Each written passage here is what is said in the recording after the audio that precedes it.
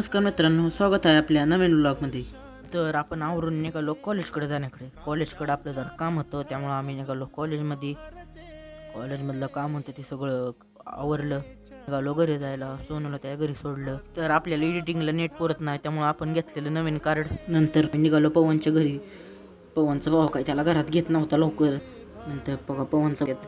त्यानंतर वेदांत म्हणला चल करंजी पुलावर. नंतर सोनिया, मी आणि वेदांत निघालो करंजी पुलाकडे जाण्याकडे. नंतर आम्ही पोचलो करंजी पुलावर.